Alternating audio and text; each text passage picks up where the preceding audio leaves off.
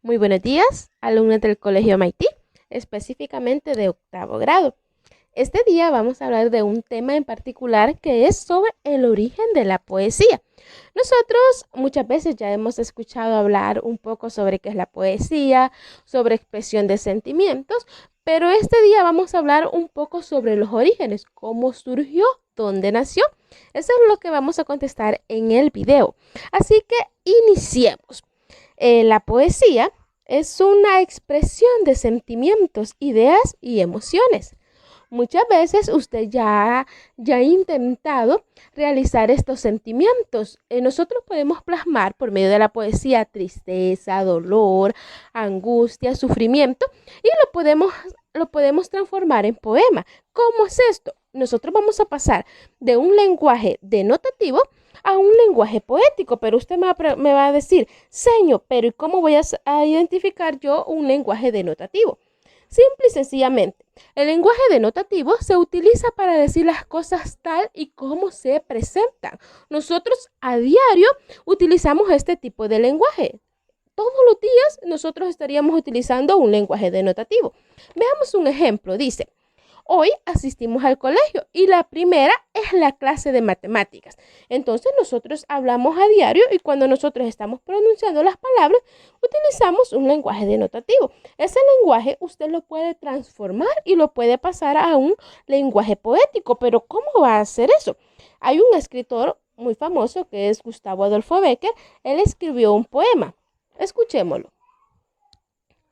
Los suspiros son aire y van al aire. Las lágrimas son agua y van al mar. Dime, mujer, cuando el amor se olvida, ¿a dónde va?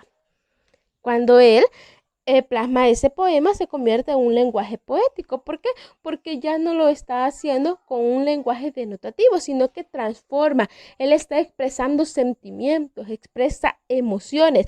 Y es así como se puede transformar un lenguaje. Pero veamos, la palabra poesía etimológicamente proviene del verbo griego poeio, que significa crear. Es lo que usted hace, usted puede crear poesía. Usted puede plasmar sentimientos o ideas íntimas.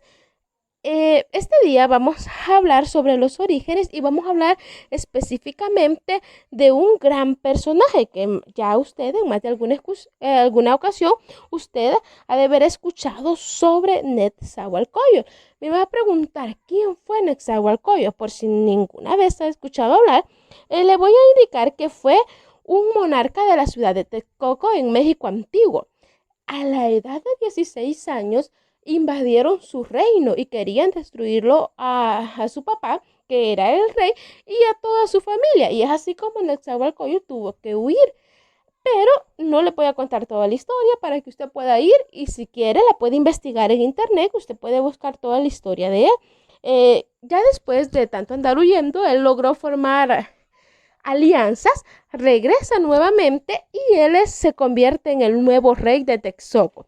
Es así que llegó a ser uno de los mayores monarcas que existieron. Fue una persona muy sabia y llegó a componer muchos poemas. E incluso hay algunos que creen que él era un profeta porque escribió muchos poemas que se anticiparon a su época.